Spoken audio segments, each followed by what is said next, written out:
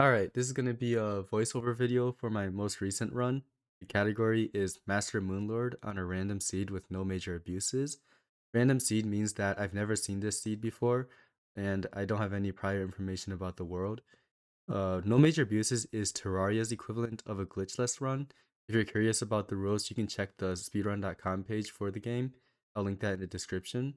This is just going to be me going through the run and explaining why I do what I do. Alright, let's start.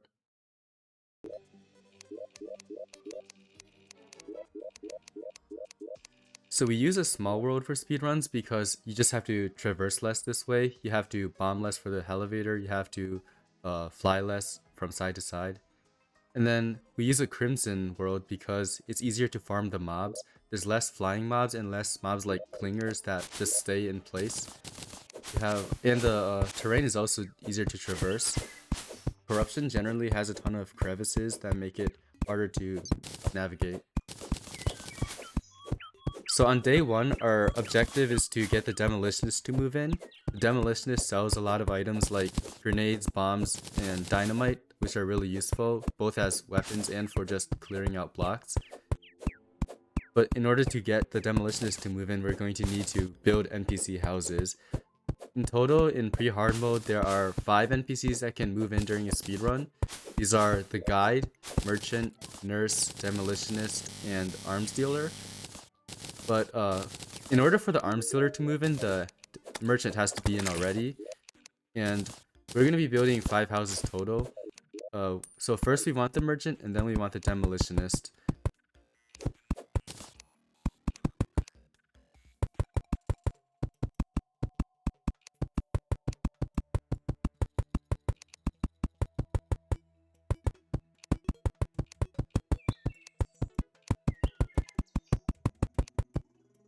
One thing you're going to notice is that one of these houses does not have any walls. And that's because in order for an NPC to move in, the game checks every 20 ticks, I think 151 surface tiles.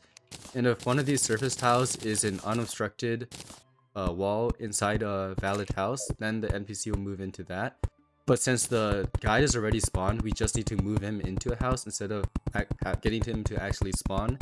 We can leave one of the houses without any walls, and we'll be able to move the guide into it, but NPCs cannot spawn into this house.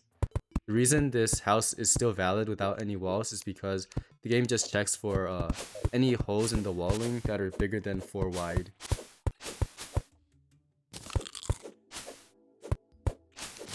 You can see I'm hitting trees with my axe to get fruit to drop. Fruit gives a lot of bonuses, gives speed, mining speed, defense, and most importantly on expert and master mode, your HP regen is halved if you don't have well-fed buff up. So it's especially important on these difficulties. Reach the crimson there. I'm looking for the jungle biome.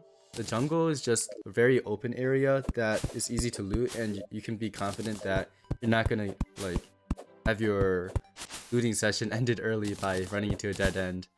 Crimson and ice are usually on the same side, along with the dungeon, and then desert and jungle are on the same side.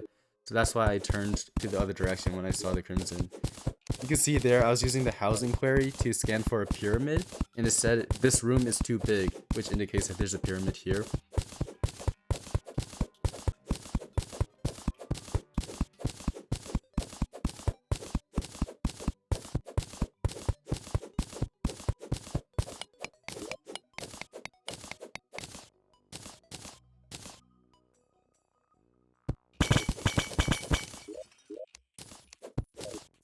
Carpet, not the best drop. The best drop is Sandstorm, but Carpet is still pretty good. 1.4.4 made it so that it's less likely that you get a Pharaoh set. So, yeah, that's a pretty nice benefit of running on the current patches.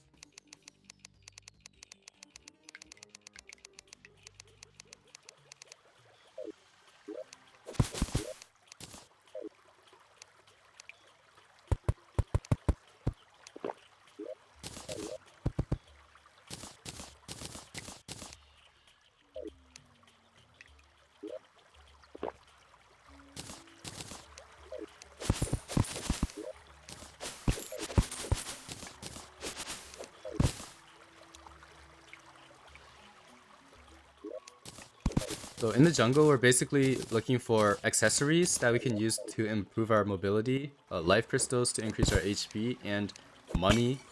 We need 50 silver for the merchant to move in first, but we also just need a lot of money to buy stuff once we do get the demolitionists to move in. Dynamite costs a hefty amount, and we'll need a lot of dynamite in this run.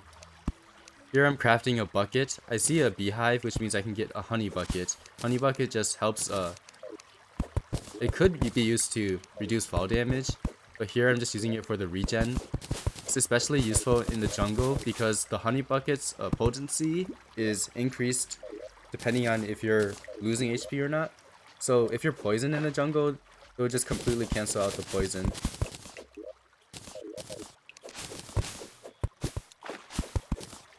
The dart traps are being collected for a setup that I use much later on in the run at the Lunatic Cultist. Hopefully you'll get to see that.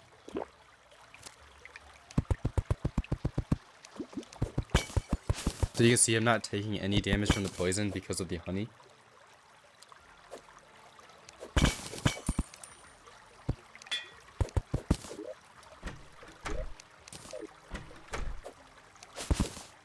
I think here I was just a little bit confused on where I should go. Ideally, I saw a lot of open space in that marble cave above, but there's a lot of bats guarding it, so I decided to just go down here, and it ended up working out.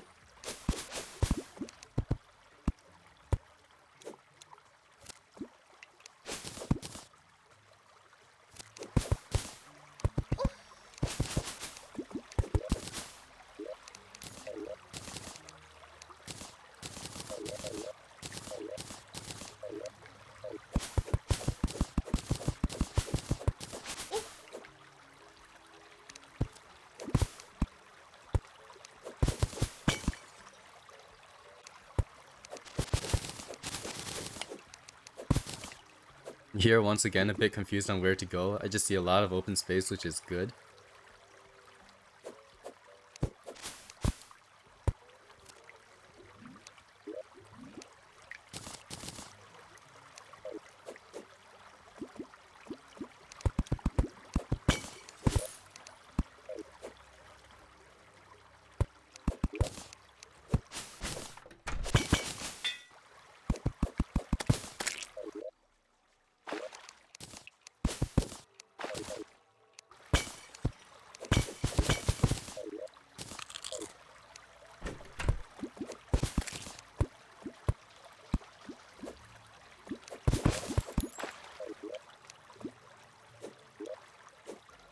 I'm checking to see if the demolitionist has moved in yet.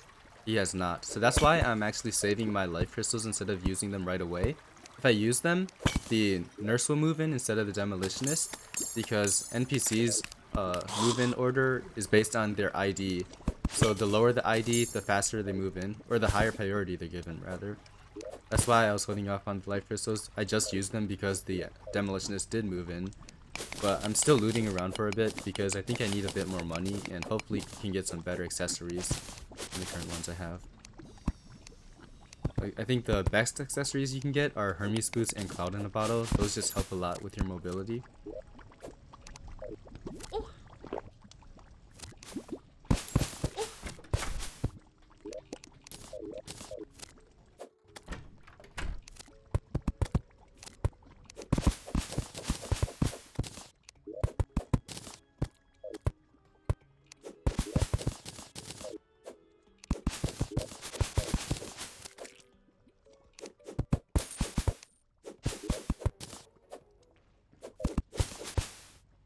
Alright, and I'm kind of at a dead end. I guess I didn't actually recall here.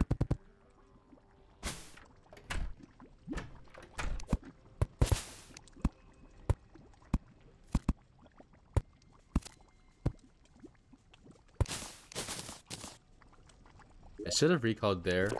There's nothing up here, but it's not a big deal, I think. Now I'm selling a lot of the unneeded accessories and gear I got, so I can get more money to buy dynamite and grenades.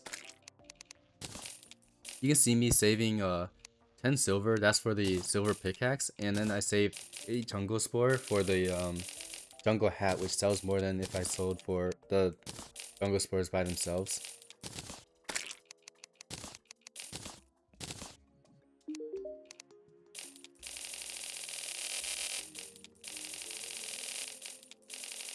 And I'm actually not buying that many explosives right away. It's because the demolitionist is not very happy in the forest biome. It's kind of a neutral biome for him.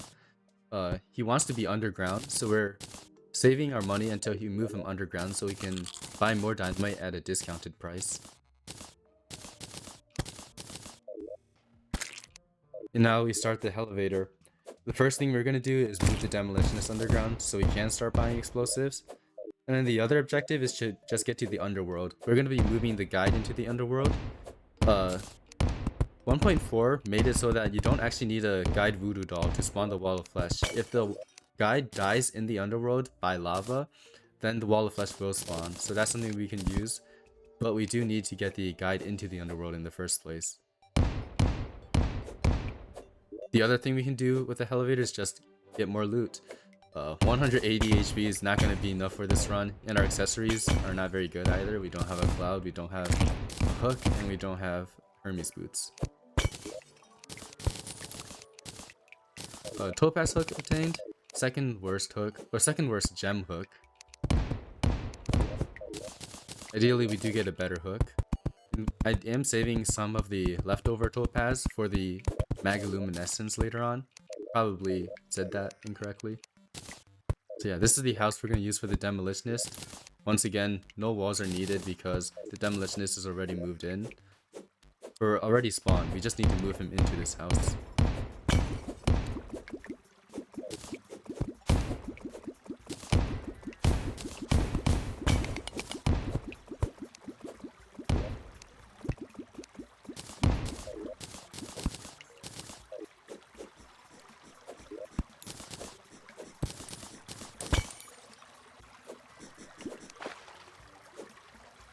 And a blood moon starts on the first night. For some runs, like classic runs, that would be a very cool thing, but not exactly for this run. The reason is because we don't actually farm anything on the first night. I see some people farming lens on the first night, but I think it's pretty suboptimal to do that because we don't have the water candle yet and we just don't have good accessories. And additionally, like, usually there's two things we want to farm in pre-hard mode, which are lens and vertebra. Ideally, we would do them back to back so that we can use the same battle potion for both of them. So that's why I'm not a fan of farming lens on day one. Just lower spawn rates overall and a bit of a waste.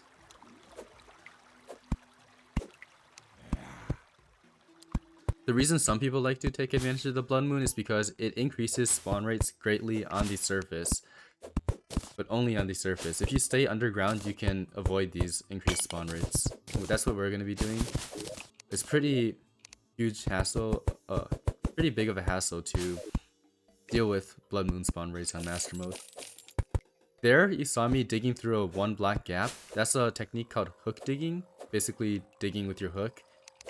And it was recently allowed in a vote in the Terraria speedrunning Discord. So it is allowed by no major abuses.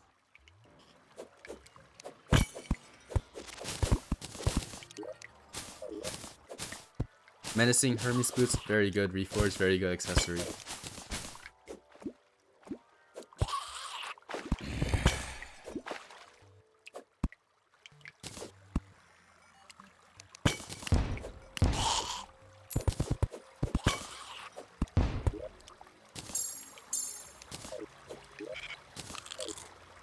You can see I'm not exactly going downwards yet, and that's because I don't have a Spelunker potion. I feel like if I just bomb straight down to the underworld, I'm not going to get enough accessories and I might have to make another trip down here.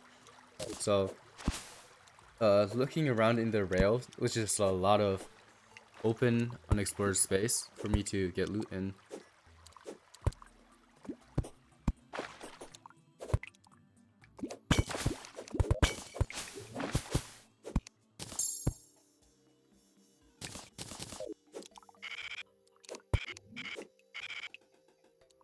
I'm collecting iron here and there. We need 5 iron bars for each mechanical boss summon. And we also need iron for some other things like a cooking pot and buckets. We already have a honey bucket, but we're also going to need a lava bucket to help farm mobs later on. And to kill the wall of flesh, because as I mentioned before, the wall of flesh only spawns if you kill the guide with lava in the underworld.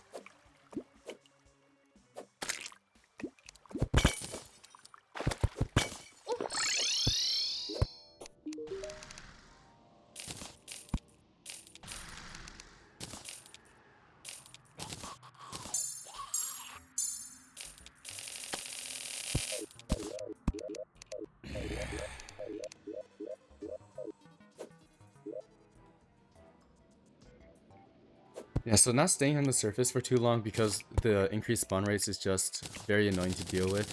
So taking shelter in the underground. I'm crafting a sawmill and then a loom and then a bed here. The bed is used to speed up time and to set your spawn. We're going to want to set our spawn in the underworld so we don't have to keep coming back to the underworld, dropping down the Hellevator every single time.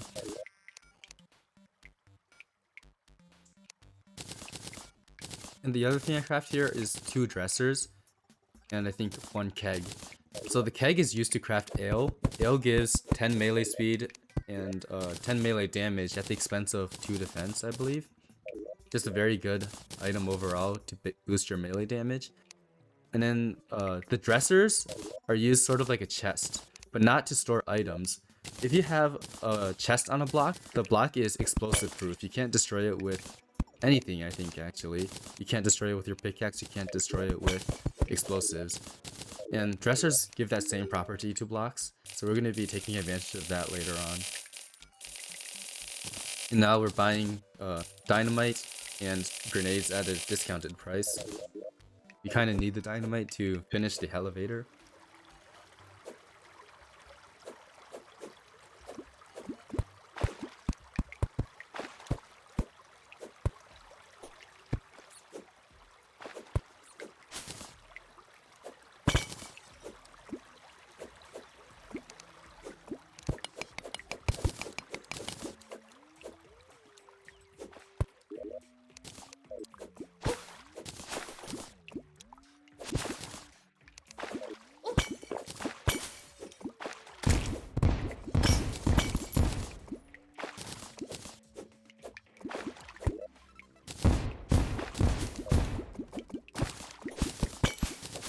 One very important item, or I guess not so important anymore, but still pretty nice item right there. The gravitation potion will help us look for the sky islands later on. The sky islands give one very important item for this run, which is the shiny red balloon. In order to beat the Moonlord, I need the balloon because what it does is basically makes you jump higher. If you have wings, it makes you fly higher. And this will help a lot for the Moonlord fight. It basically extends your flight time. And gathering some obsidian here. Obsidian is needed for the obsidian skin potion and for crafting Hellstone gear. We're going to need a molten pickaxe later to mine the Hardmode ores to craft a mithril anvil. We need a mithril anvil to craft the mechanical boss summons.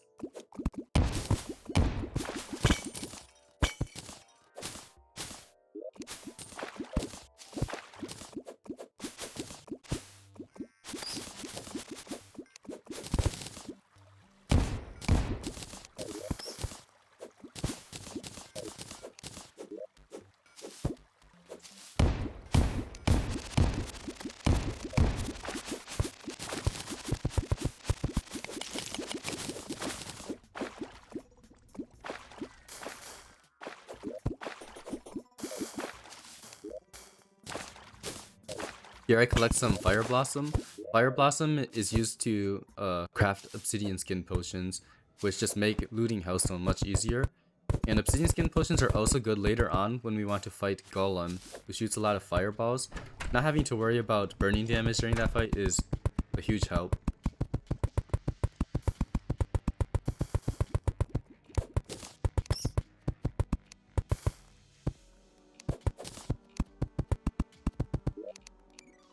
So here I'm making another house, setting my spawn in this house, and moving the guide into this house. And here is a technique that some people were a bit confused on in the last video. This is called a bed warp. Basically, we're going to invalidate our house right here, and then use a piece of like silt or sand, a falling block basically, to make it so that we recall while the house is invalidated, but the block will fall back in place and revalidate the house. So the next time we recall, it will be at our house. So during the Blood Moon, don't really want to farm mobs because we're going to get overwhelmed by the increased spawn rate. So I decide I'm going to go look for the Sky Islands right now. What I'm doing here is looking for a jungle shrine. And the reason for this is because when the game generates a world, it actually uses a ton of the quote-unquote RNG values. And these RNG values determine a lot of different things. The first one determines the location of the first sky island, or the X position of it at least. So for those who aren't familiar with how sky islands generate, the very first sky island generates with a shiny red balloon. The second one generates with a Star Fury, and the third one generates with the Lucky Horseshoe. So we only need the shiny red balloon for this run, so that means only the position of the first sky island is relevant to us. And the first RNG value also correlates with the jungle brick type. In this case, I think I had an iridescent brick, which means the first RNG value is from 0 to 0.2.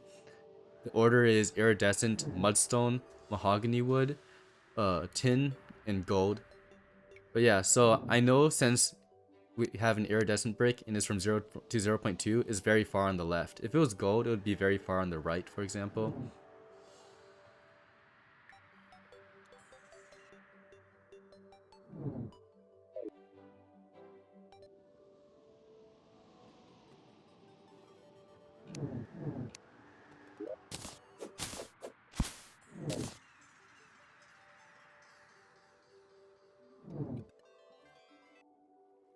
Yeah, and you can hear it now, the sky islands on the left.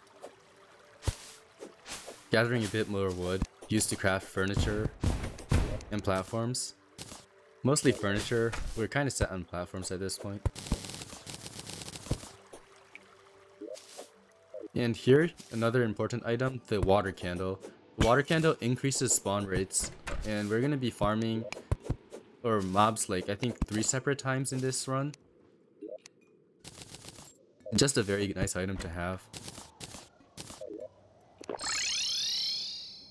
Alright, so now that we have the water candle, the next step is going to be getting Vertebra. But it's kind of indirect for this run. We actually don't get Vertebra right away, but we get the stuff needed to farm Vertebra later on. So what I mean by this is Crimson monsters, most of them, like basically every single Crimson monster except for the Crimson Mimic, doesn't need the biome to spawn. It actually only needs Crimson blocks to spawn. So we're gonna get Crimstone so we can farm, for now, Vertebra, but later on we're also gonna farm Souls of Night and Light by killing Ichor stickers and other hard mode Crimson enemies. Killing Ichor stickers is also gonna give us Ichor for Ichor arrows, which is just a very good ammo.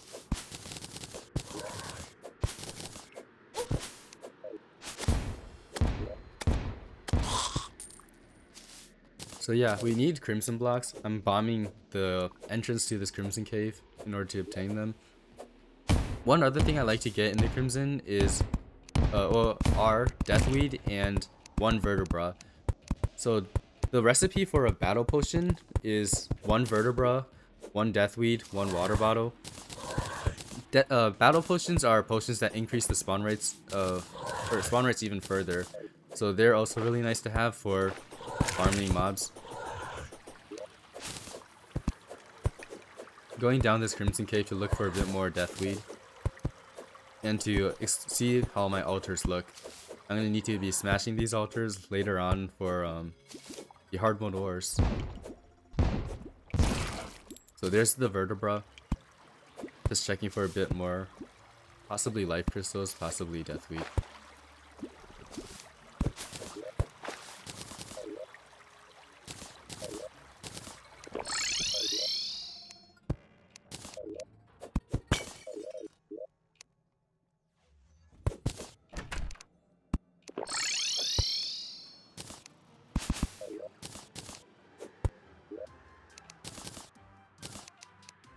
Bit of a misplay here. I didn't really think it through, so I tried to make it so I only have 20 obsidian in my inventory, putting the rest in the piggy bank. That way later on, when I craft the molten pickaxe, my inventory is clean. I don't have any leftover obsidian that I need to store later on, but I forgot to account for the fact that I haven't crafted an obsidian skin potion yet, so I'm actually going to only have 19 obsidian in my inventory. Anyways, building the bridge for the Wall of Flesh now. For those who haven't seen a Moonlord speedrun before, the Wall of Flesh is usually killed with dynamite, and we obviously need a bridge for dynamite to land on in order to hit the Wall of Flesh, so that's what we're doing here. I usually like to use around 600 blocks for the Wall of Flesh bridge.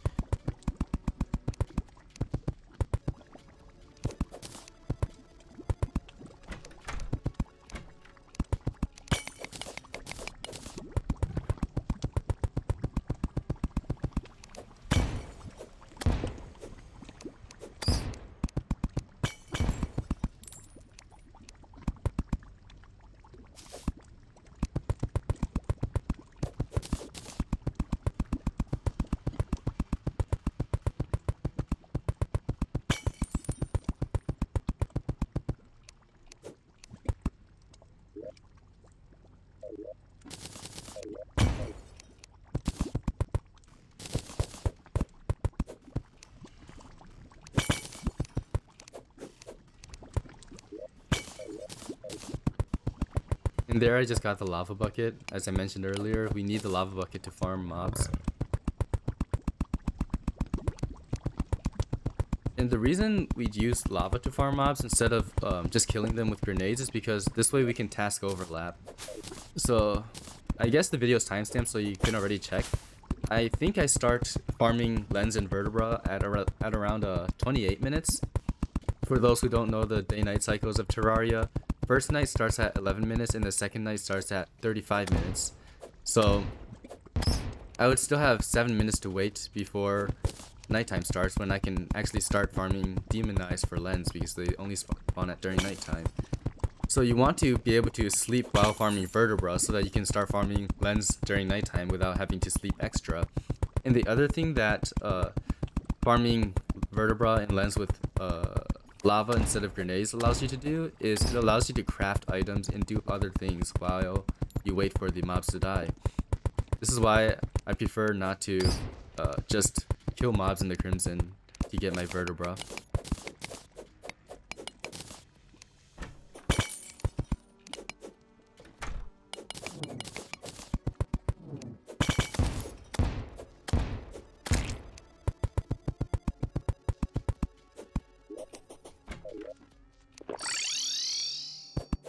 Alright, so bridge is finished. You can start farming lens and vertebra now, I think. A bit of inventory management beforehand though. Yeah, since I crafted these while underground, I don't have them at my base. Just putting them down now.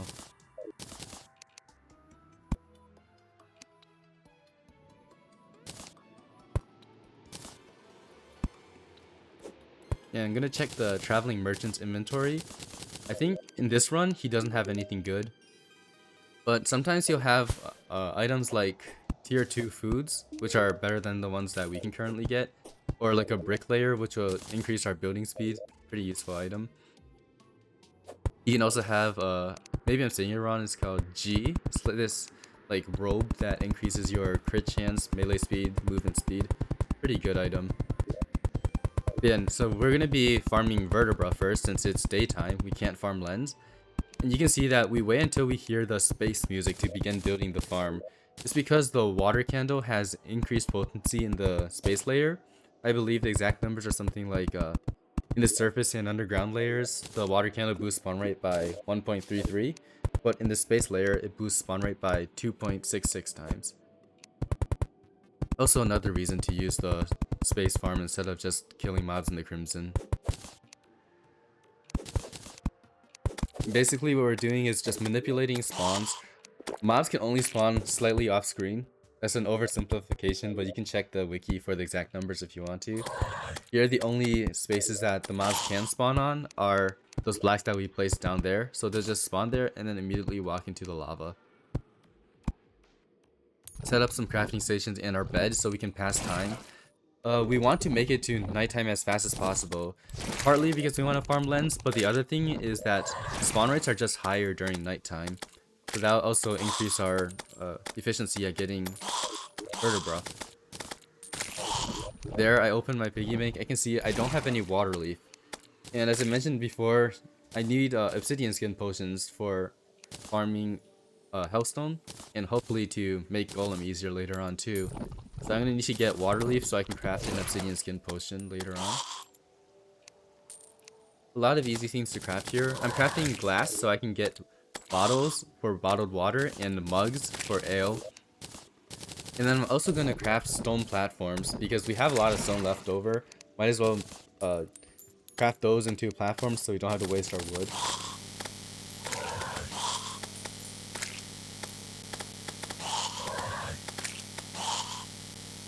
I guess I never mentioned why I need lens and vertebra. So we need 3 lens for the mechanical eye to summon the twins later on, and we need 6 vertebra for a mechanical worm to summon the destroyer. I like to do 2 destroyers because the way we kill destroyer is very quick, it doesn't waste that much time, and you get more hallowed bars this way. I'll explain why we do need these hallowed bars later on though. So yeah, you can hear the music change once again. Now it is nighttime, so I get out of bed.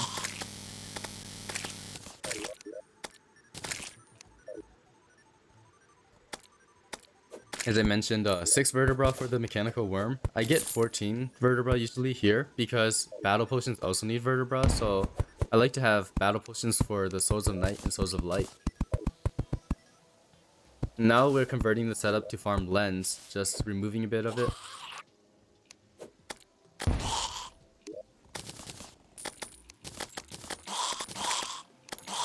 And this is what I meant by task overlapping. We're able to craft items while we're waiting for these mobs to die. If we don't do this while just killing mobs with lava, then we basically have to do it a separate time and it'll just be added time instead of, you know, doing it while something else is happening.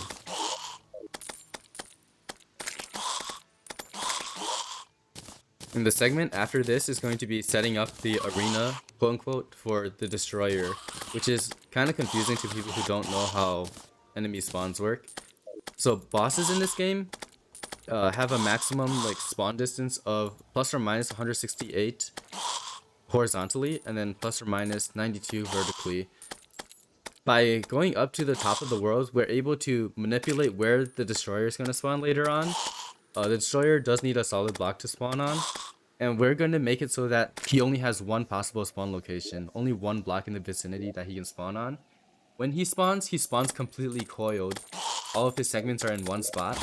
That makes it so that if we like set up dynamite on that block before we summon him, the dynamite is going to hit every single segment and do a ton of damage. So we're going to be exploiting that later on.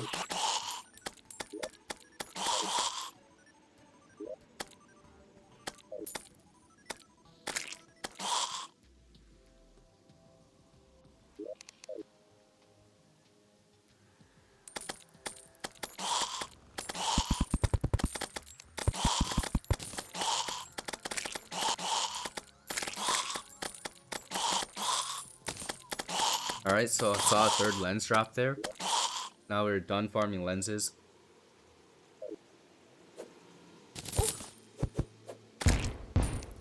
So in order to manipulate the destroyer spawn, we need to make sure there can't be any other blocks for the destroyer to spawn on. So we're going to destroy our arena here and destroy this crafting setup that we have.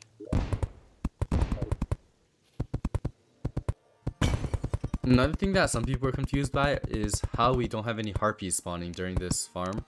It's because harpies cannot spawn in the center 10th of the world during pre-hard mode. They will be able to in hard mode though.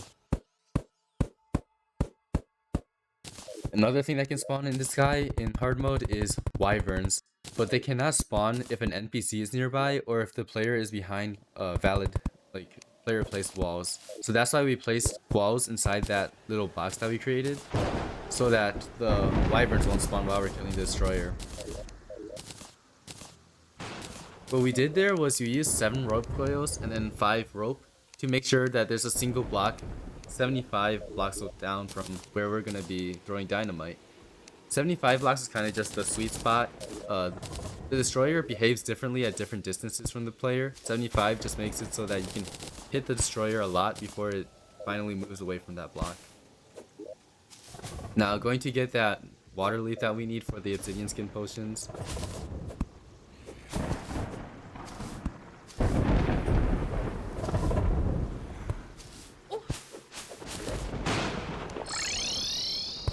And one last thing before we fight the wall of flesh is getting some more dynamite. We not only use dynamite for the wall of flesh fight, but we're also going to use it for some other upcoming segments like farming Hellstone and then Souls of Night and Light. So I have enough money. I don't have to make another trip after killing wall of flesh, so I decided to just buy dynamite here.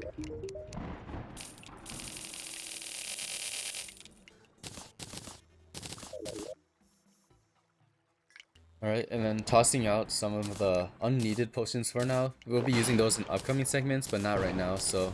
And then pressing the buff button, so we only use the potions that we want. And it's time to fight the wall of flesh.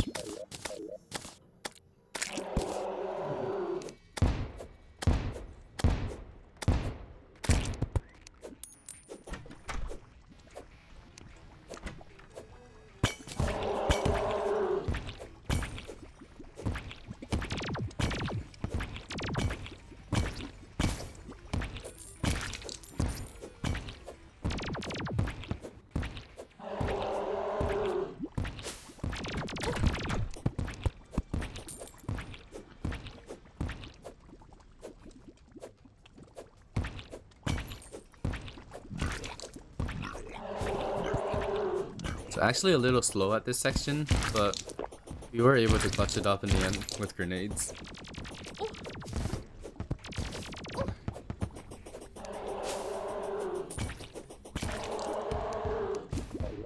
Alright, so another thing that some people are confused on, you don't actually need a Deathbringer or Nightmare pickaxe to obtain Hellstone. Once you kill the wall of flesh, the Hellstone is no longer explosive proof, so we're able to just bomb it. I got the Sorcerer Emblem and Laser Rifle from Wall of Flesh. No Gold Skull. Those are basically the 3 things you can get from Wall of Flesh. Apart from the Bone Hammer, of course, which is needed to get Hardmode ore. Gold Skull is a 1 in 4 drop on Master Mode only. Very nice item. It has like a very high move speed.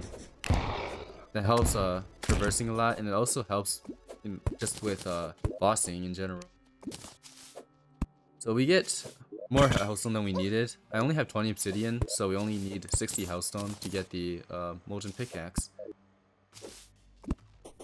But yeah, back about the Wall of Flesh drops. Laser Rifle is absolutely terrible. We do not have mana to use it. And Sorcerer Emblem is also terrible. We're never going to have the mana to use magic weapons in this run. So Sorcerer Emblem is the only useless emblem. It got kind of unlucky on the Wall of Flesh drops. Now I'm looking for the Hallow and Crimson.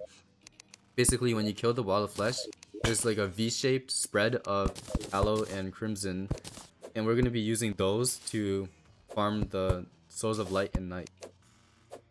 You can see there's a lot of Hallowed blocks here. That means this is the Hallowed biome. You can hear the music here. Hallowed torches just for some torch luck. And I'm going to be resetting my spawn here.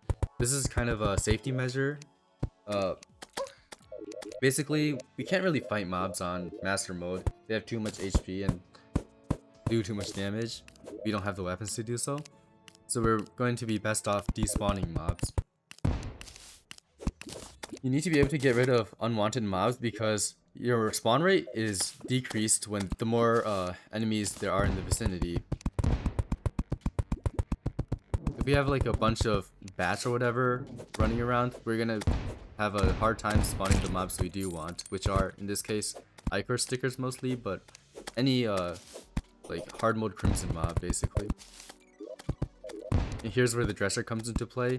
We're gonna be creating those explosive proof blocks with the dresser so that we can just throw dynamite and kill the Ichor stickers endlessly.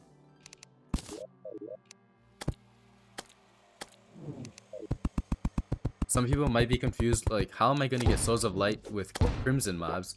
And the answer is just, Souls of Light only depends on the biome you're in. It doesn't matter what enemy you kill. So I'm in the Hallowed biome, you can hear the music. I'm going to get Souls of Light, even though I'm killing Crimson mobs.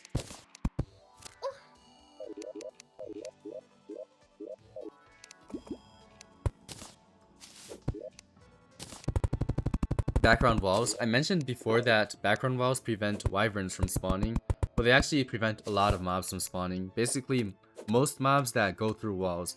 So for the Souls phase, the relevant mobs that it prevents from spawning are the Enchanted Sword and Axe, the Chaos Elementals, and the Floaty Gross. all of those are just like nuisances that can disrupt you while farming these. So we already have enough vertebra. There's no reason to get any of those mobs to spawn. They don't drop anything useful.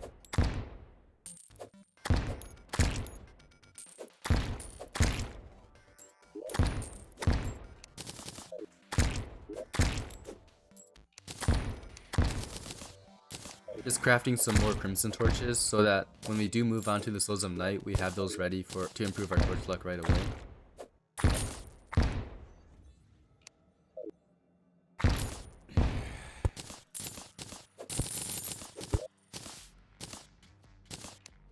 Alright, so we have enough Souls of Light. We actually only needed 9 because Mechanical Eye takes 6 and then the Mechanical Skull takes 3. We're gonna need 15 Souls of Night because the Mechanical Worm takes 6 of the Souls of Night and then the Mechanical Skull takes 3. But we're doing 2 Mechanical Worms. So 6 plus 6 plus 3, 15. Once again, setting up the same setup. Another thing you might notice is that we're going really high up for this setup, and it's because the spawn rates in the cavern layer are actually higher, significantly higher than they are in the underworld. I think it's like almost 4 times, between 3 and 4 times as potent. So that's why we're moving up until we can hear the crimson music. That means we're in the cavern layer.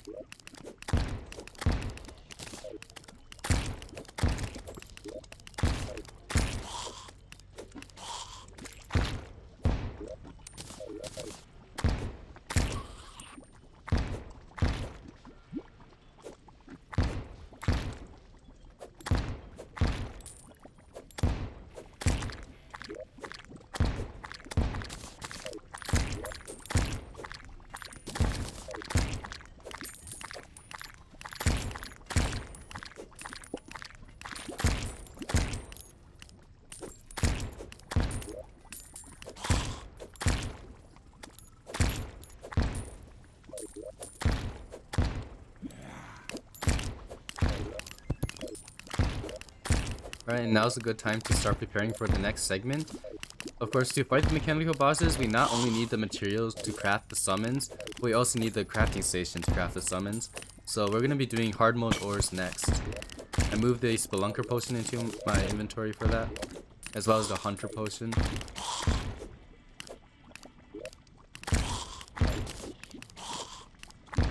You can see as soon as I move out of the background walls, a Crimson Axe spawns. Very annoying mob to deal with. You can't really kill it because it has so much HP.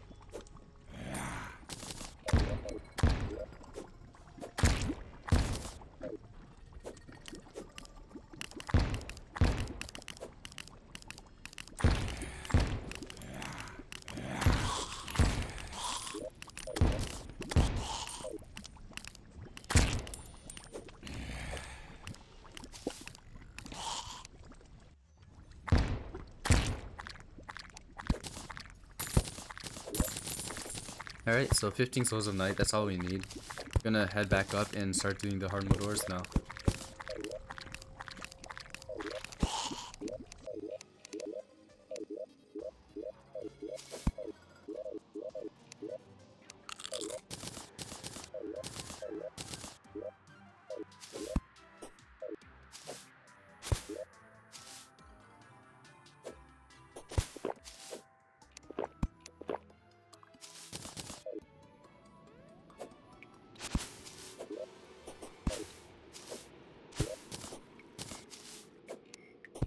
Placing a bed here so I can despawn mobs if I have to. I don't think I ended up needing to in this run, but sometimes you get like a purpling blocking your entrance and it's just impossible to deal with.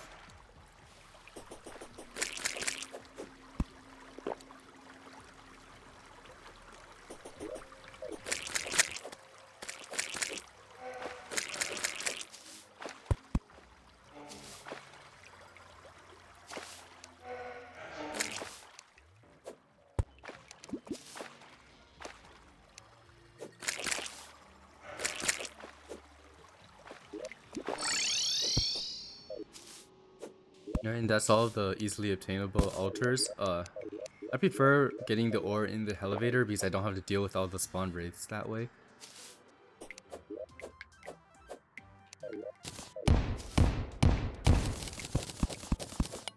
First thing we need to do is to get a drill or pickaxe in order to mine mithril ore. Mithril ore is needed for the mithril anvil. In speedruns, we're going to be crafting drills instead of pickaxes. The main advantage pickaxes have over drills are being able to be affected by mining speed bonuses and having more range, which doesn't matter to us at all. Drills actually are able to take advantage of mining speed bonuses if you are block swapping. They don't get mining speed bonuses when you're mining with them normally, but you do get them when you're block swapping. So we're still going to craft a drill even though we have the well-fed buff, which increases our mining speed.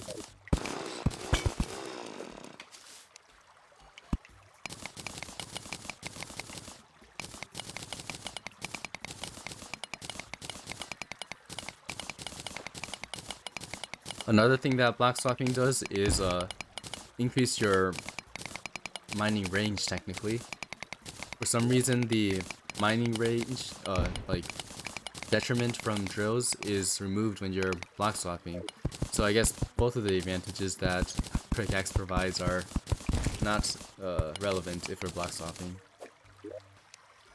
Gonna collect a bit more iron. I don't think I got enough, and I need iron to craft the mechanical boss summons. So just looking for a bit of iron now. Also picked up one singular extra cobalt ore. We need an explosive proof block for the destroyer later on, so we can throw dynamite onto it without it breaking. The reason we don't use dressers or a chest or something like that to make the explosive proof block is because with a chest you're gonna have 2 possible spawning spots for the destroyer. With dresser you're gonna have 3, and believe it or not, that like those 2 block differences are going to affect how the destroyer behaves. You only want a single block.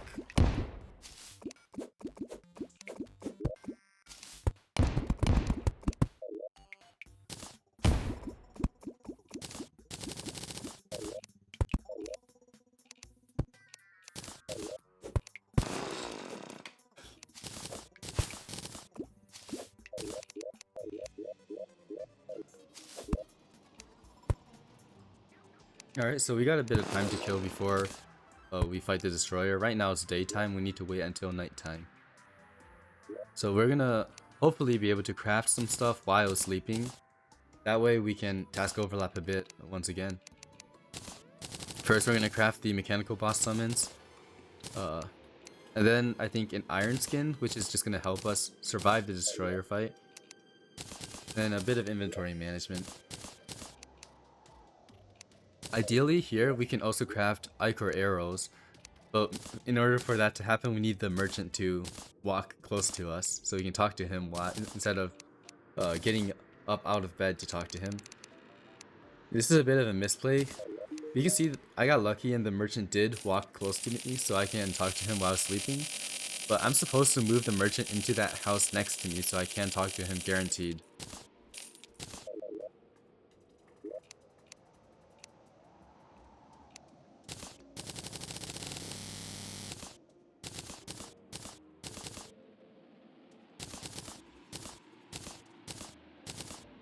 Alright, you can hear the nighttime music. It's time to start the destroyer fight.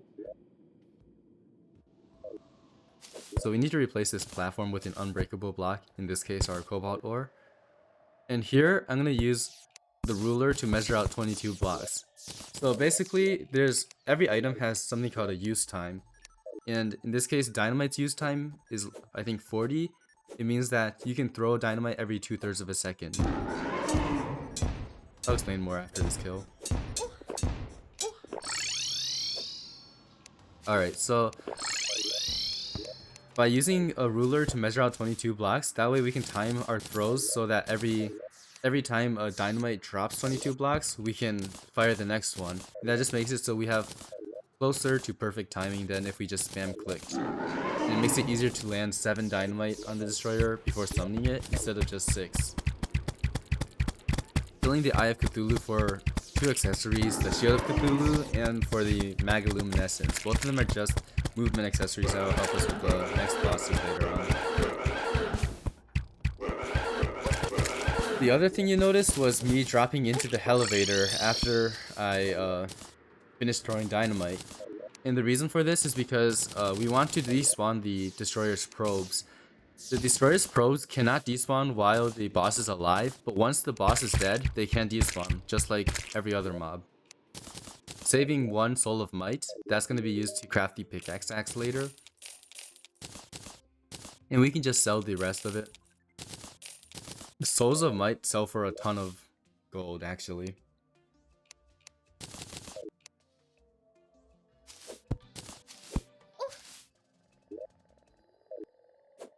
Another pretty important thing that I did not point out was that I actually got the forest pylon already. This is basically your best opportunity to get the forest pylon without crafting more houses, because right now you only have a few NPCs and they are happy.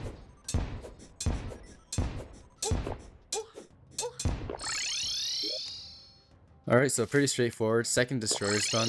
The reason we do 2 destroyers is for the hallowed bars. So ideally we craft the repeater and then 2 sets of hallowed armor, the ranged set and the summoner set. And there are some other items that are very useful. The other one is the pickaxe axe or Drax. That's gonna allow us to mine chlorophyte later on, and also just search for the Plantera bulb more quickly because we can dig faster. If you only do 1 of each mechanical boss, you are not guaranteed to get 2 sets of hallowed armor along with a repeater. I think it's a 78% chance. But with 2 destroyers, you are guaranteed to get both sets, and you're also almost guaranteed to get a full set of hallowed armor before Skeletron Prime, or whichever mechanical boss you decide to do last, which makes the fight significantly easier.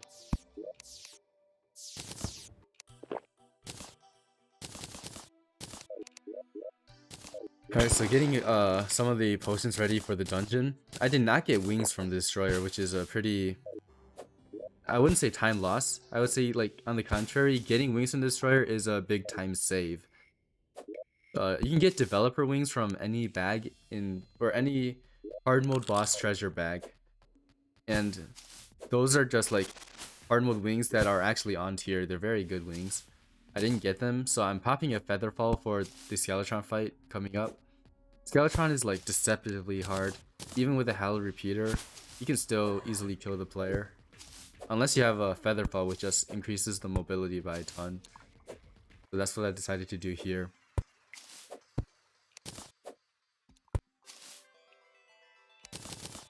And so, while on the topic of developer wings, I should explain why developer wings are so good. And it's because right now, if you think about it, there are not really any easily obtainable wings for us. The closest thing to an easily obtainable wing is the Jetpack sold by the Steampunker, who moves in after 1 mechanical boss is killed. This Skeletron fight is pretty straightforward, so I'm not going to explain it. But the jetpack is only sold on certain moon phases, and in speedrunning terms, I think it means days 5 through 8. Right now, we are on night 3. We're not going to be able to buy the jetpack the next day. And that's why I think the dev wings are a huge time save. They allow you to get wings and fight the mechs on the very next night. Here we're going to have to sleep for 2 nights so we can get the jetpack, which is in like what, 4-minute 48-second time loss or something like that. There are some alternatives to using wings for the mechanical bosses. You can beat the mechanical bosses with the goat skull and no wings, and you can also beat it with a teleported cheese, which I don't really want to do here though. I'm moving to the left so that I can set up the ocean pylon right away. That's part of why I needed the forest pylon already. It's because we're going to be using the merchant and nurse for the ocean pylon here. That means we're not going to have the merchant and nurse at the forest biome. Ocean pylon is just going to make it easier to travel back to the dungeon later on to fight the Lunatic Cultist, and to skip around for pillars if we want to do them in a certain order, which we will.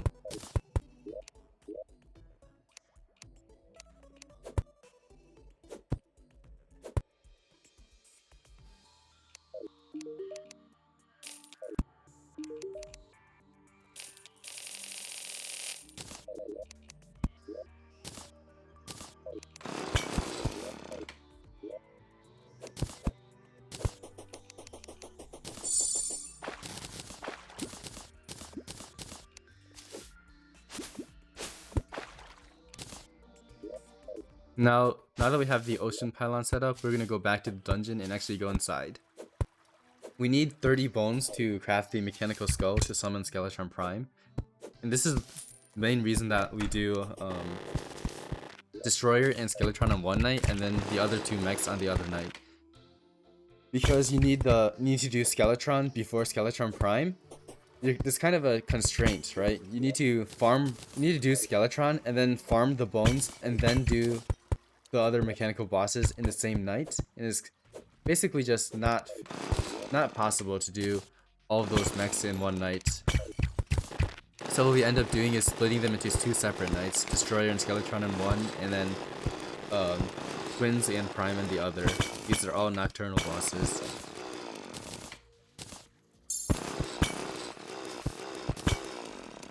Bones are the main thing that we're looking for, but another thing that we need is the mechanic. And the Cobalt Shield is also a nice accessory to have. The mechanic is going to sell wiring and teleporters, which we'll use for the Lunatic Cultist later on. You can also sell junction boxes, which allow you to place blocks in mid-air effectively.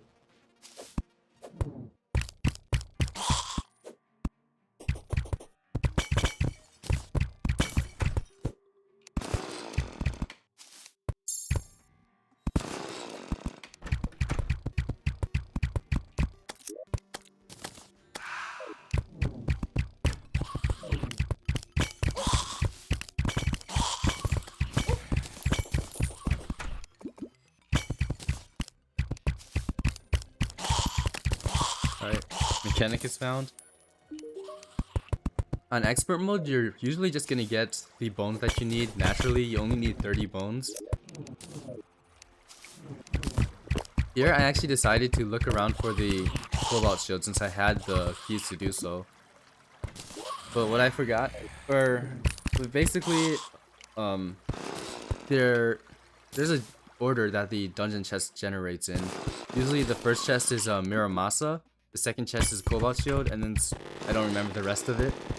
But in this case, both of them were replaced by wooden chests.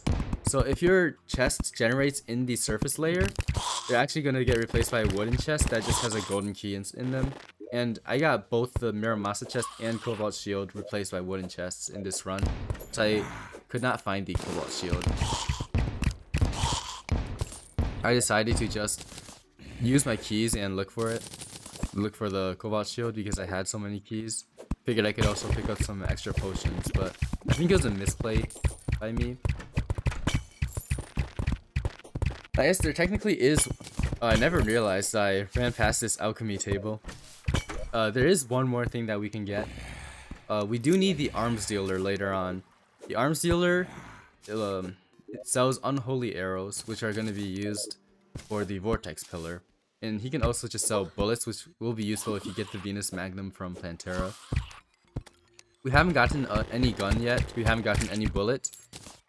Since we didn't get the Clockwork Assault Rifle, and we didn't get the Boomstick, that means the only way we can really get the arms dealer to move in is from the strap that I just got, the Silver Bullet, which drops from pots in hard mode.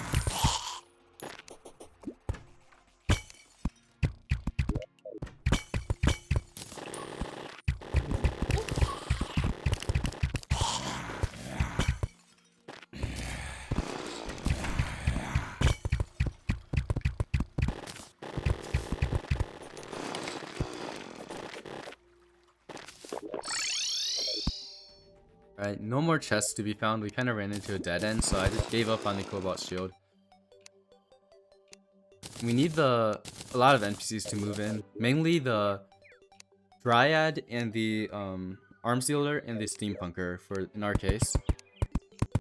Steampunker sells the Jetpack. Dryad sells pumpkin seeds, which can be used to craft pumpkin pie, a tier 2 food. And then Arms Dealer sells, as I mentioned before, unholy arrows and bullets. So we need all of those to move in, so we're going to build some extra houses.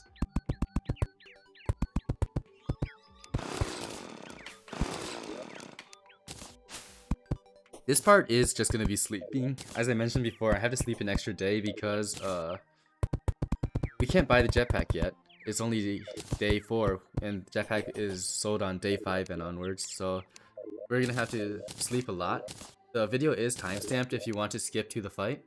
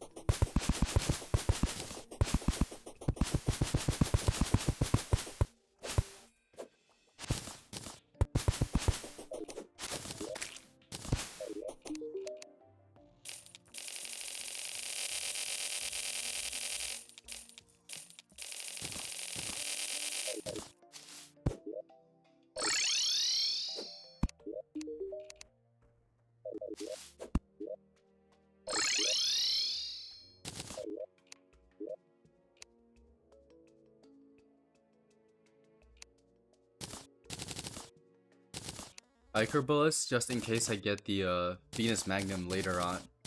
I think there really is no use for the mini shark anymore. I'm not sure why I buy it.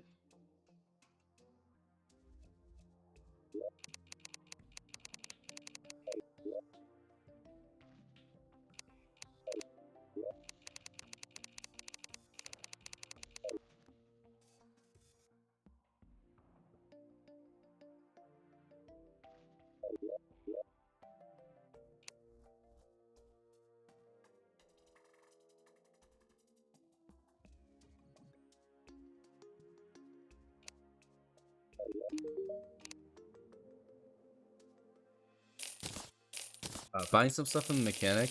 I mentioned it before, but we're gonna use teleporters for the Lunatic Cultist, so we're gonna buy some wiring for it. Also buy some junction boxes. Junction boxes are these like little objects that you can place in midair, and you can place platforms off of them the same way you can place platforms off of trees.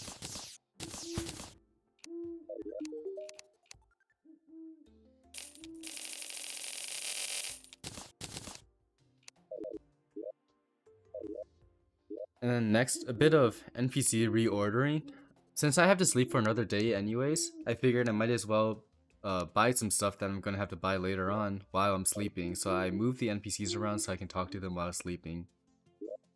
I think I moved the Clothier next to me and the Steampunker next to me. Clothier sells familiar clothes so I don't look like a hobo. And then the Steampunker sells the Jetpack. Unfortunately, both of them are too far from me right now, so I'm gonna have to wait for them to walk a bit.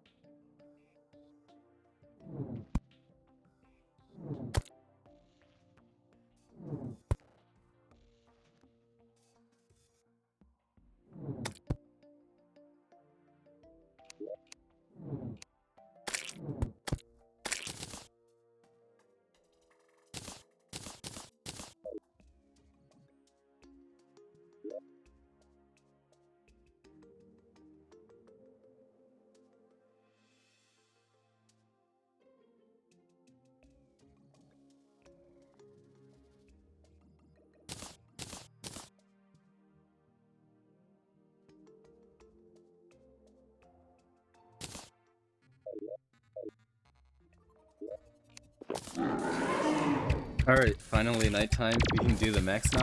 I like to do the twins first because they're easier. That's the main reason. I don't think there's a huge difference in time, or like any difference at all, depending on whether you do twins or prime first. I mean, technically, prime has less HP, so it's in theory a faster fight, but it's much harder to hit the prime's head accurately compared to just hitting the twins. We're focusing down Spasmatism first because we can deal with Spasmatism's second phase while Retinator is still up, but the other way around is very difficult. Retinator is just much harder to dodge. Throughout the entire fight, honestly, the laser is extremely fast.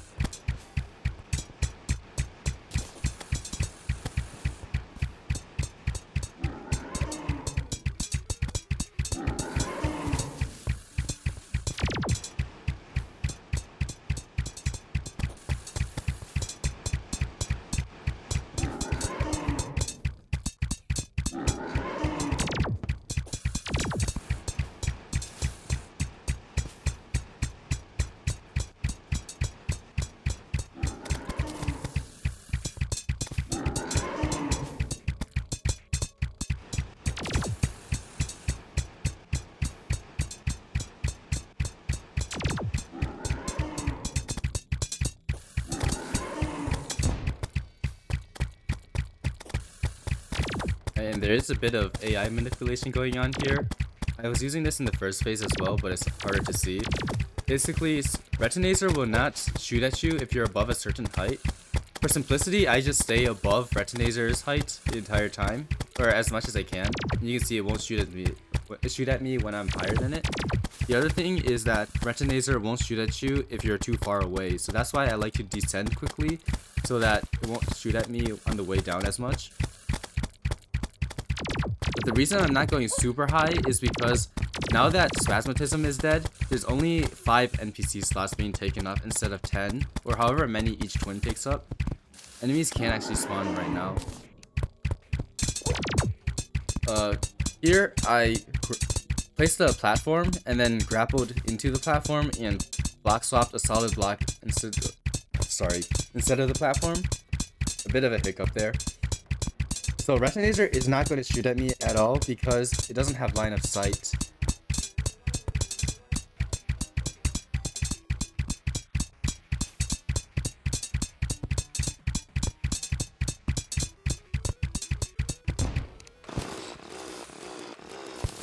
Now that Retinator's down, we can craft Hallowed Armor before we fight the Prime.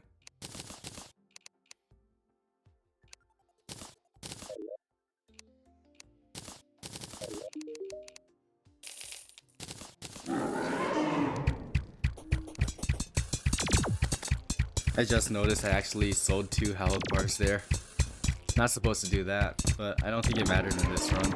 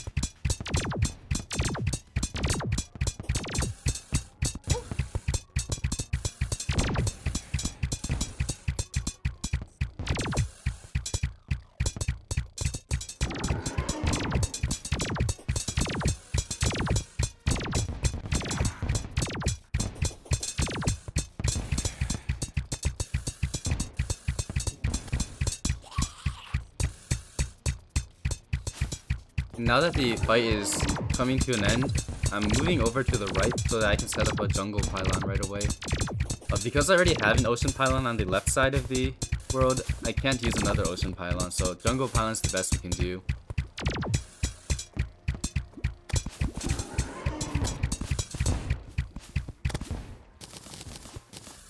Jungle pylon's gonna have the same use as the ocean pylon. It's gonna help us travel back to the jungle in case we don't find Plantera or the temple on the first goal. And it's also gonna let us travel back here for pillars if the one of the pillars we want to do spawns here.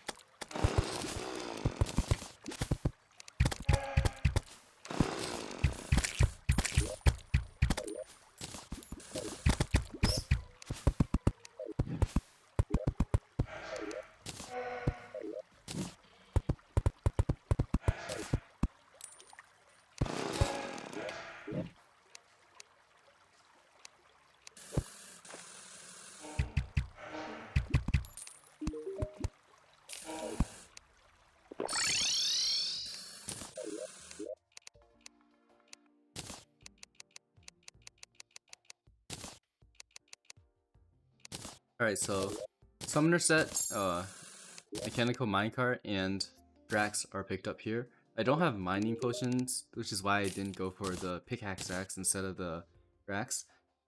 And then the summoner set is going to be really useful for the end game during the pillars when we have the Stardust Dragon, because that's probably the strongest weapon that we'll ever get in this run. And it becomes much stronger if you have the summoner set. Comparatively, the thing is that the melee set and the ranger set barely boost the range and melee damage of their weapons, but the summon set significantly boosts the Stardust Dragon's damage.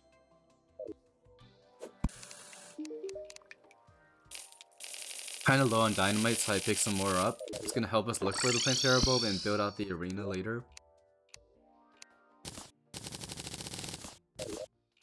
And then the big change that 1.4.4 offered, and the main reason that runners use this version, is because Plantera spawns instantly in this version instead of having to wait. So we can start looking for it right away. I'm checking to see if I can see it from my map, and unfortunately I cannot. So we're gonna have to go to the jungle and look for it manually.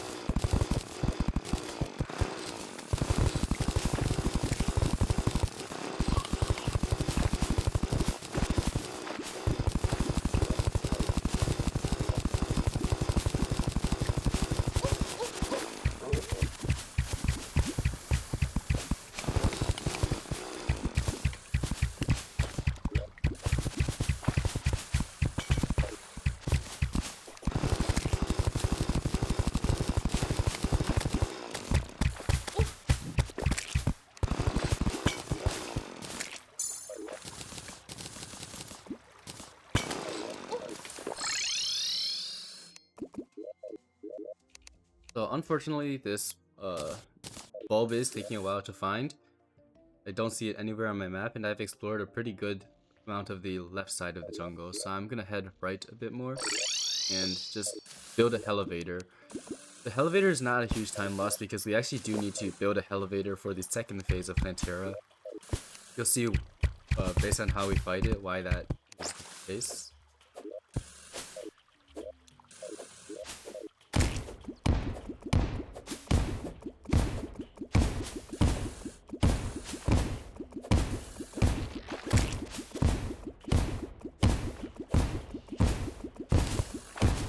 Now, pay attention to the bottom left corner.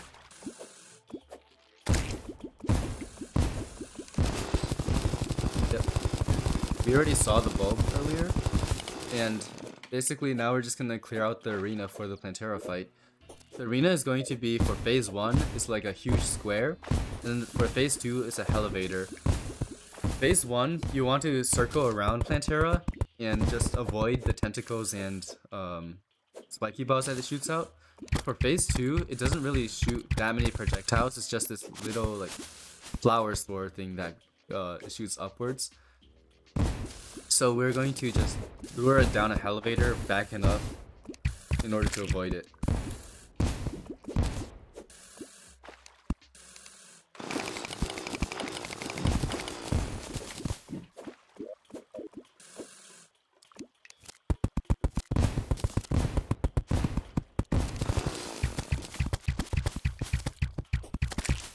Again, one thing that Chlorophyte is really nice for, or not Chlorophyte, but the Drax is really nice for, is being able to mine Chlorophyte. Having these patches of unbreakable ore in your arena would just make the Plantera fight a lot more annoying.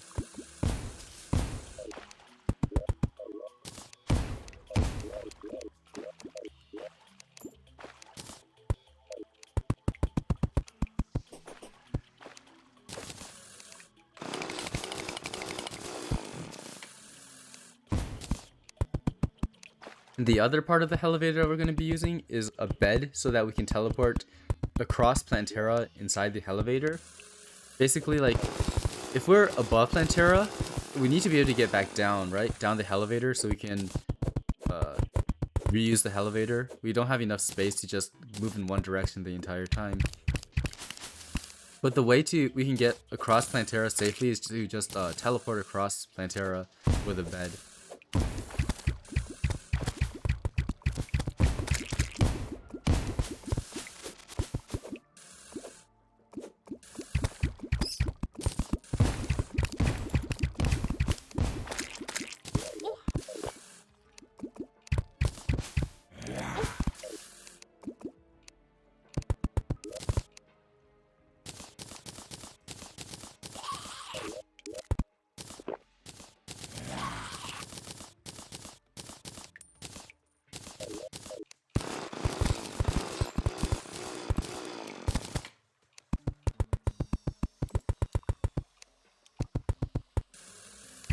Alright, arena is pretty much done, I think.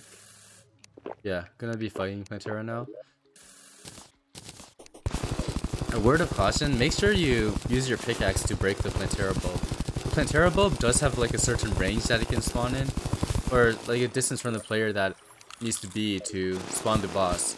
If you're, I think, more than 45 blocks away in terms of taxi cab distance, then the Plantera bulb will break, but the boss will just not spawn, so try to use your pickaxe to do so.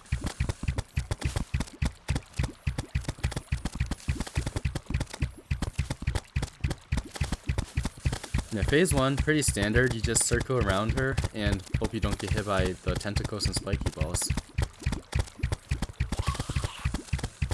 Phase 2 begins at 50% HP, and that's kind of one of the tricky parts, is transitioning from phase 1 to phase 2. We want to go upwards right away in phase 2 because these spiky balls that she's shooting out in phase 1 are affected by gravity, and they'll just be lingering around at the bottom of our Hellevator. They are homing, even though it might not look like it. They actually do track the player. So going down right away would just be very difficult because you have to avoid these spiky balls as well. We're going to time it so that when we rotate and move upwards like smoothly, when phase 2 starts. Kind of like this, I messed it up a bit, but you can see we made it upwards without taking any damage. And now we just recall past Plantera safely. My Hellevator ended up being kind of small, so there are tentacles near my bed when I am recalling, but it ended up working out in the end.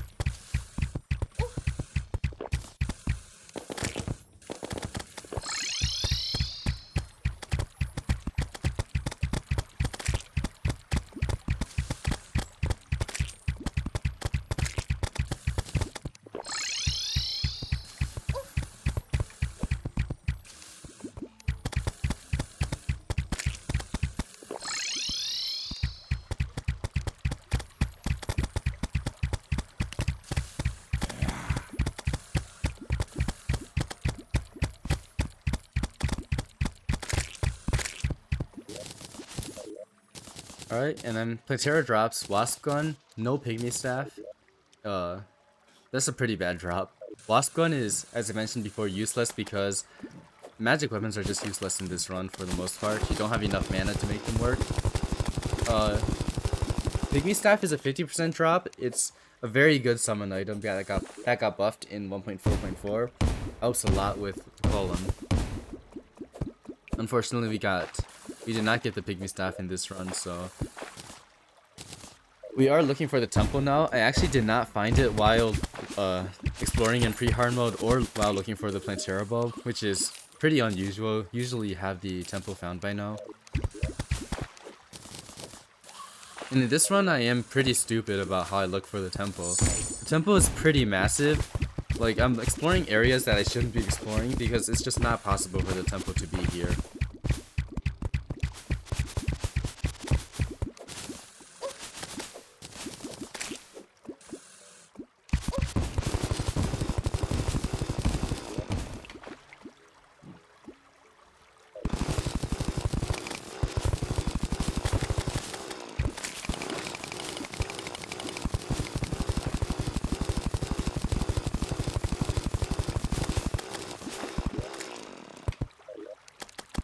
Here I pull out a Danger Sense potion because the temple has a lot of traps. I figured that might be able to make me find the temple a little bit easier.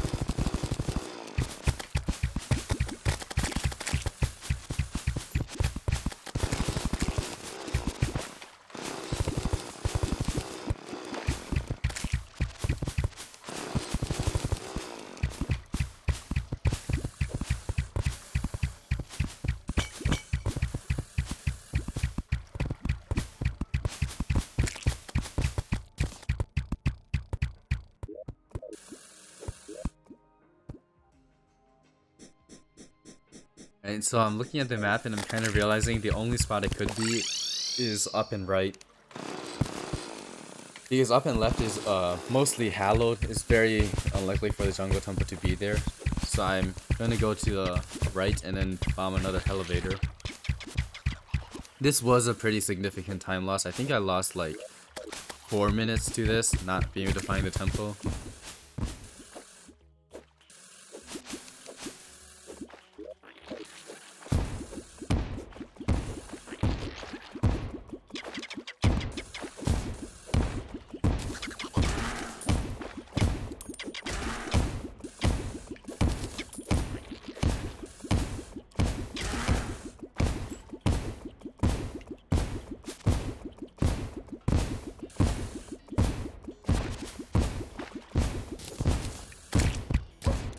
And you can actually see from the lighting that the dynamite gives off, the temple entrance is like right below us. Sometimes you have to look a bit for the temple entrance, which is unfortunate, but lucky this run.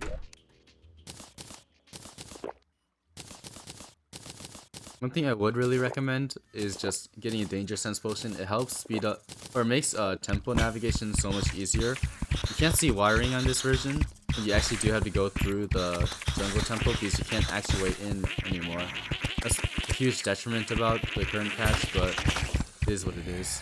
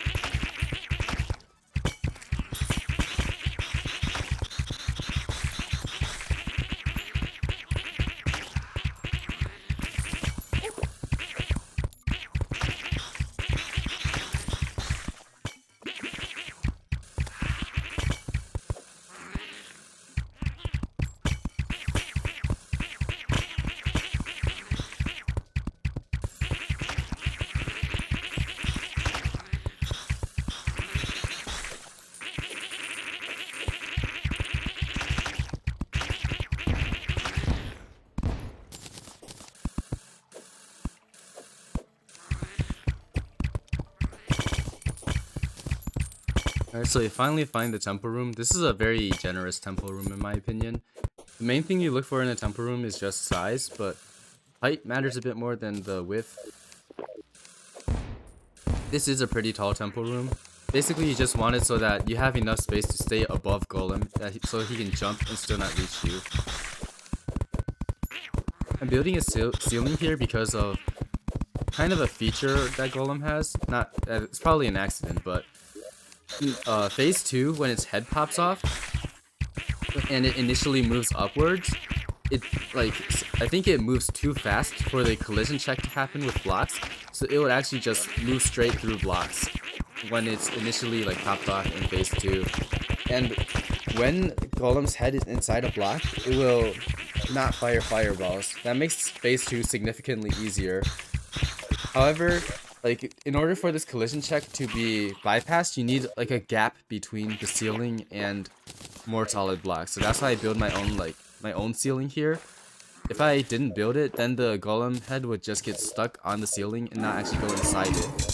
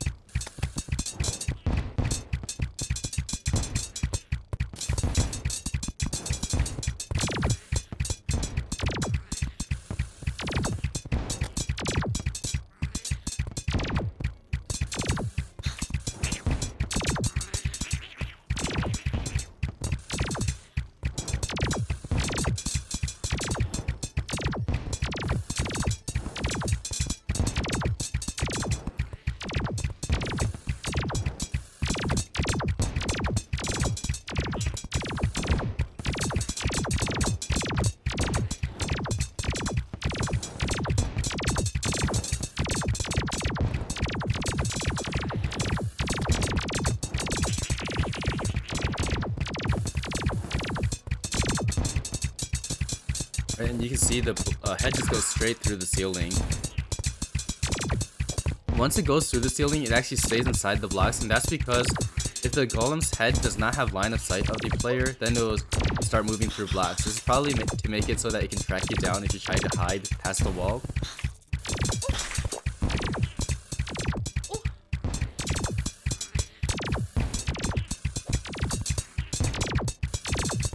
Yeah, with this, the fight's basically over. Without fireballs, the fight is a lot less hectic. Like, this body cannot reach us, and then we're just dodging the lasers. Golem is, in my opinion, like, by far the hardest fight in the run. It was already the hardest in 1.4.3, before they buffed Golem, and then it got even further buffed by increasing its HP, and then the hands not being retracted when they're hit made it much, much harder. So now, Lunatic Cultist. Lunatic Cultist also got buffed, but it's not any harder, it just takes longer, I think. We're going to be using a teleporter setup to cheese it, and the way this works is that the Lunatic Cultist always does the same attacks in the same order. In the first phase, it will be the Fireball attack, Ice Mist attack, Lightning Arc attack, Fireball attack, Ice Mist, and then this decoy attack where you have to hit the correct cultist. And in the second phase, it does the exact same thing, except instead of 5 attacks before the cultist or the decoy attack, it will do 6. And it can also replace attacks with Ancient Doom attacks and I forgot what they're called, maybe Ancient Light attacks? These like blue Stardust looking attacks. We're gonna take advantage of the cyclic nature of the cultist and just like exploit it by using teleporters to dodge its attacks.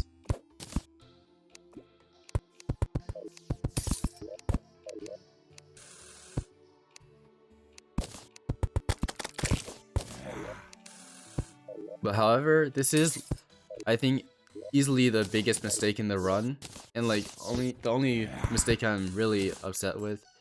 Basically, you can see here that there's a lot of sky mobs spawning. I got a harpy spawn earlier. I just got a wyvern spawn right now, and I'm basically just way too high up. I should have built this lower. You can see that the dungeon slopes downwards into the right.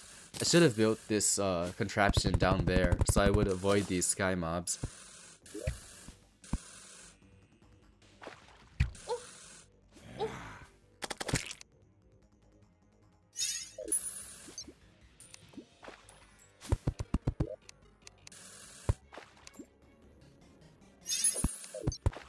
And these few blocks that I'm placing 11 blocks above me are so that we can like block the fireball attack.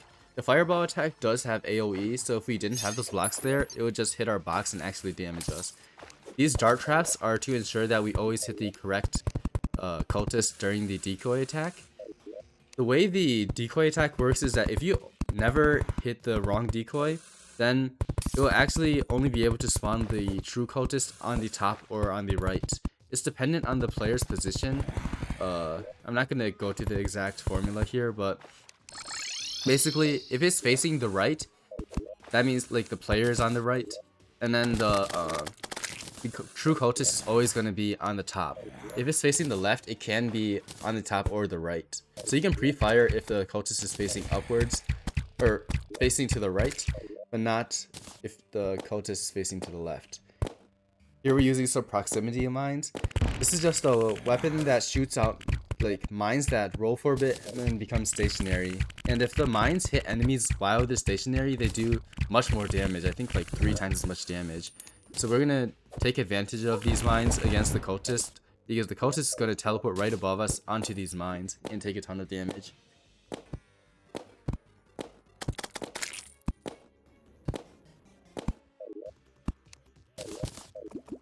So yeah, finally time to start the fight.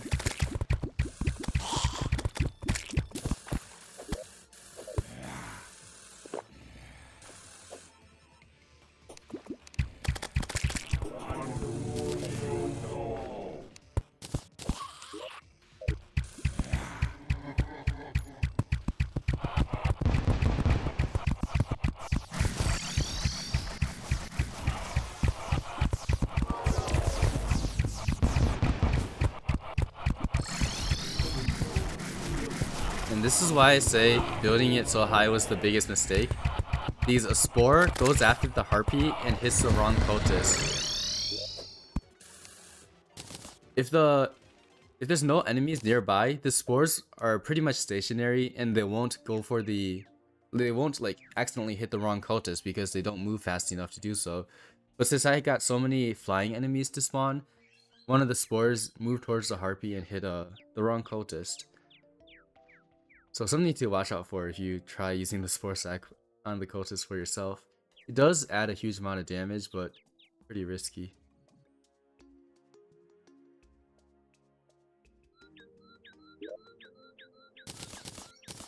So now just like waiting in shame for the cultist to spawn again.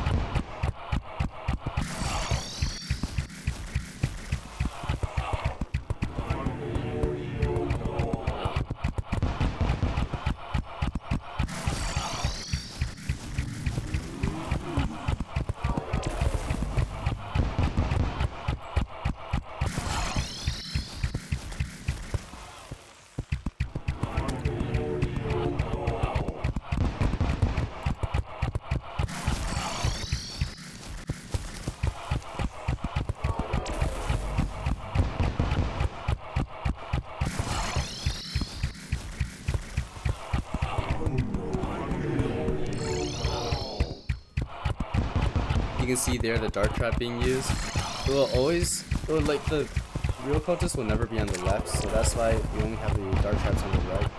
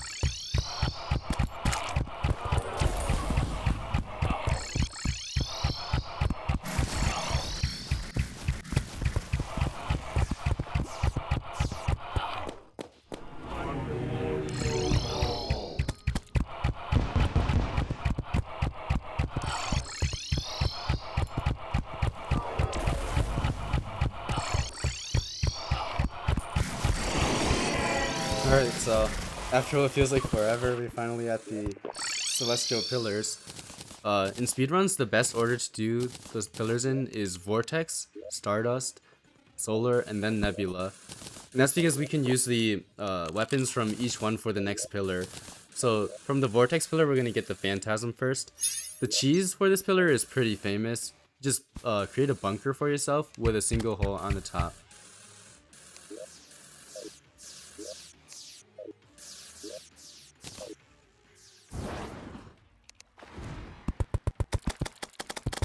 What you do need to make sure though is that you are directly under this hole, because the way the portal spawns is like by going upwards until it either hits a solid block or until it hits a certain range, and then it would just spawn the pillar there. So you can see this pillar is spawning a couple tiles above me, but if I was under the solid block instead of the empty tile, the portal would be spawning inside my bunker, and it would just spawn mobs on top of me.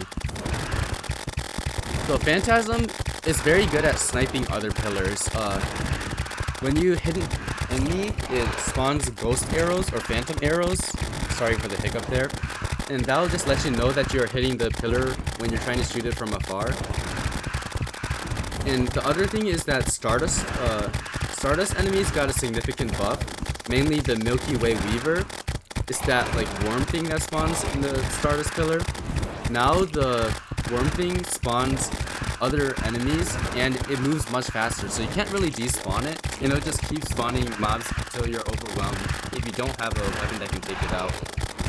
Luckily the Phantasm is strong enough to take it out, so we're gonna go for the Phantasm first.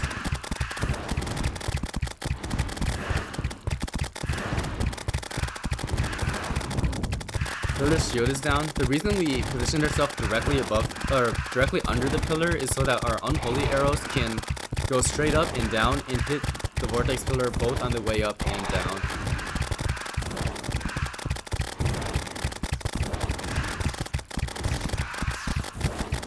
Star there helping out a bit. And now, once the pillar is destroyed, you actually don't need to wait at all. We have our Hallowed Armor buff, and that's enough to keep us safe while we collect all of the fragments.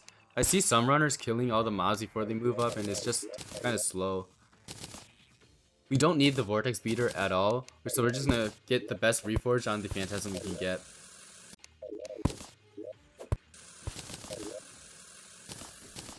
Alright, and I did not realize the Stardust Pillar was so close, so I ended up spawning a ton of mobs.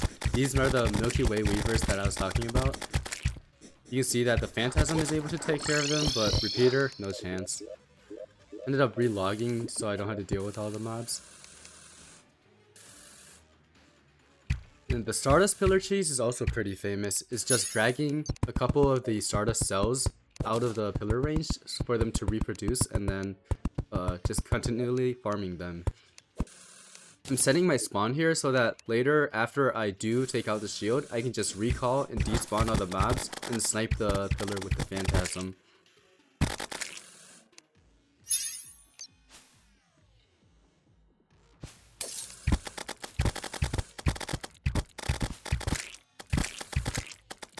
You'll notice that whenever I destroy one of the larger star cell mobs, which are the ones that actually count towards the pillar shield, there's like a red beam that travels from them to the pillar. This signifies that the shield is being weakened. Once there's no more of these red beams traveling from the cells to the pillars, then we'll know that the shield is completely down, and we'll be able to damage the pillar.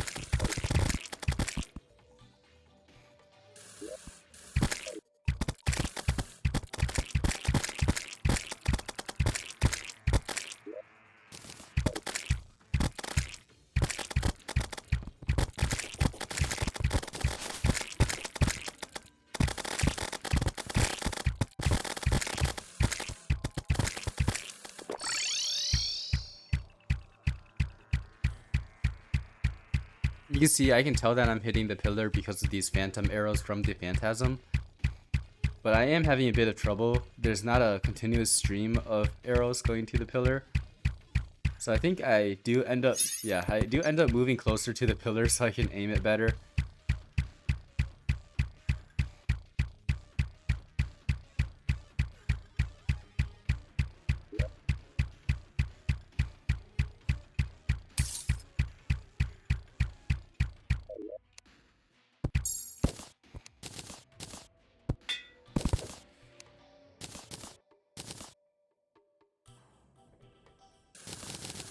And Stardust Cell, not very useful. We're only going to craft the dragon and just get the best reforce we can once again. Dragon is the strongest weapon we're going to get in this run. And this is the reason we have the summoner set. Solar Pillar is next. We want to use the Daybreak and Solar Eruption for the Nebula Pillar. And Solar Pillar is going to be the first one that we're actually manipulating the spawn positions for.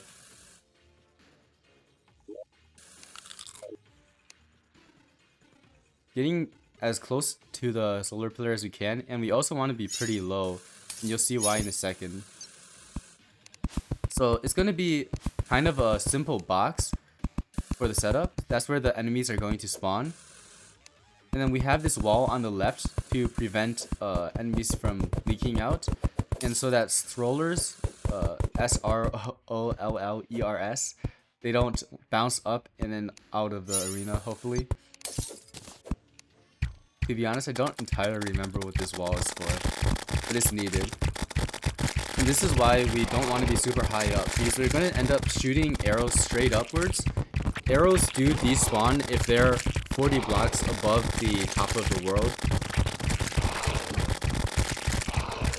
For this, the tile grid next to my cursor is very useful. It helps me refine the angle to shoot at very easily. You can also use a ruler for this.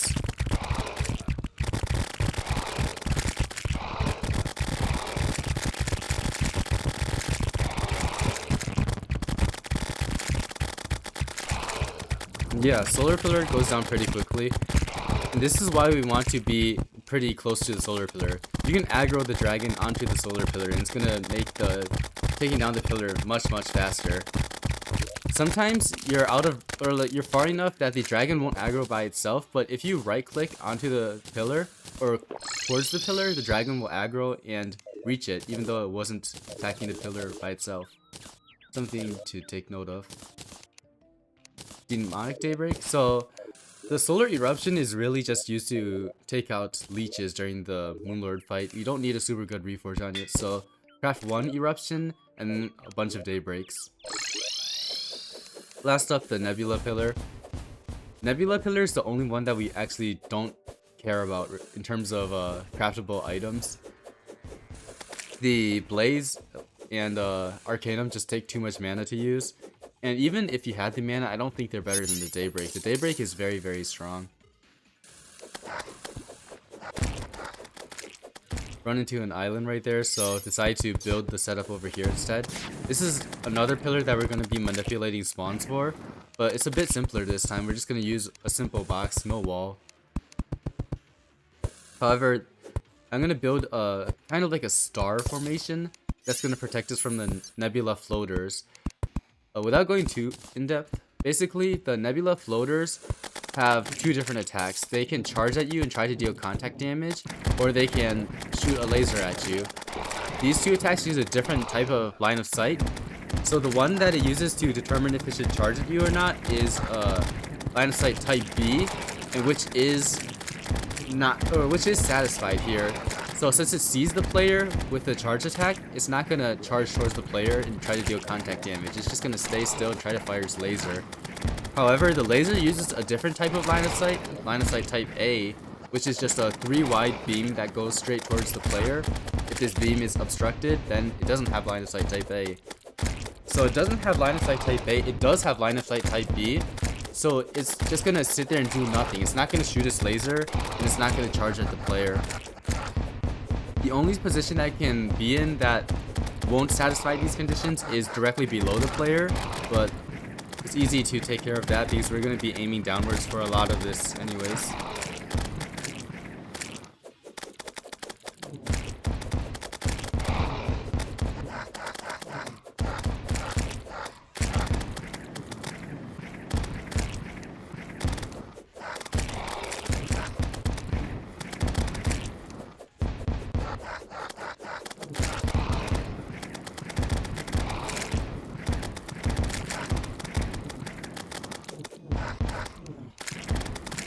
This time we're just going to drop a piece of dynamite to get rid of the spawning platforms so that we can drop down safely without any other more enemies spawning. The Daybreak is worse than the Phantasm for taking out the pillar. Firstly, because the Phantasm lets you know if you're hitting the pillar or not, and secondly, because the pillars are immune to the Daybroken debuff. So Daybreak's damage per second tanks significantly against the pillars.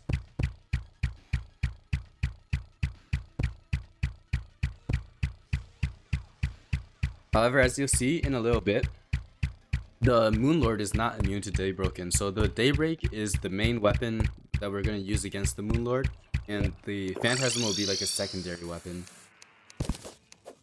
We're clearing out the area for the Moonlord. We want a lot of space to navigate in without being obstructed by blocks. So we're going to destroy our housing, destroy the platforms I built for the Stardust cells on the right.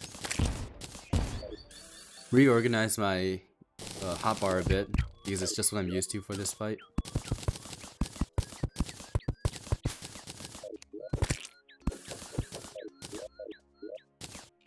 And now I'm taking off anything that can deal like additional damage. I took off the Spore Sack here.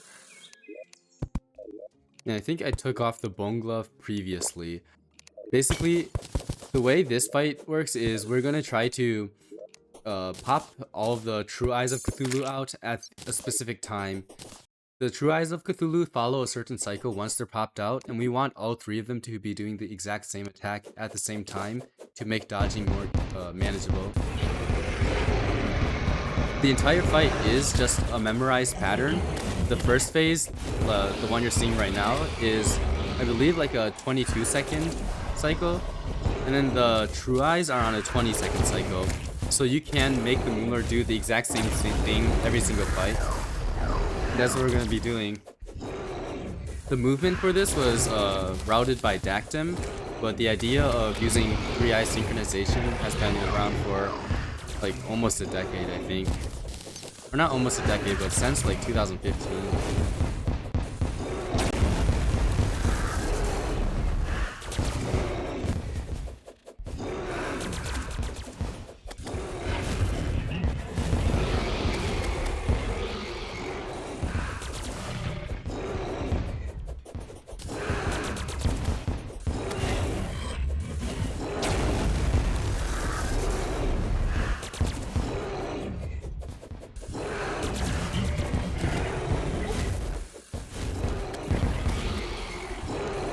You saw just right there, I used the Solar Eruption to destroy Leech Clots that spawn like near the Moonlord's core.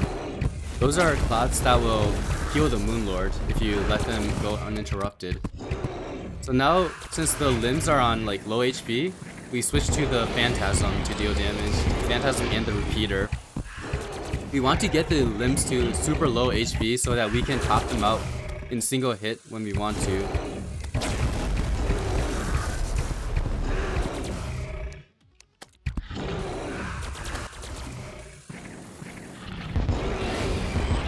Once again, taking care of leeches right there. A bit more visible at that time.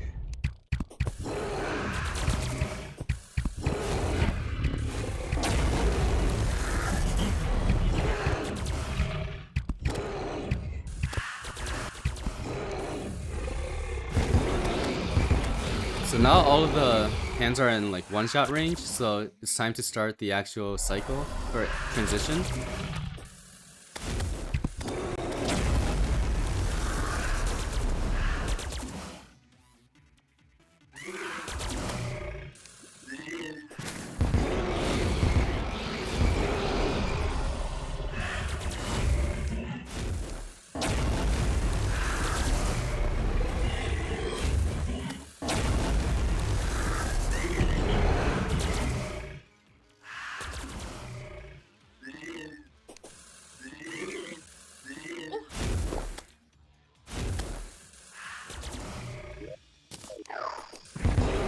And this third eye is a bit troubling because there's going to be leeches that spawn as soon as I'm supposed to hit the eye, so I can't use the phantasm. I have to summon the dragon on top of the eye instead, because the arrows will get blocked by the leeches. Anyways, 3 eyes are out, and you can see they're almost doing the exact same attack at the same time. This makes dodging it a lot easier. Now it's just a DPS race to see if we can take out the core quickly enough.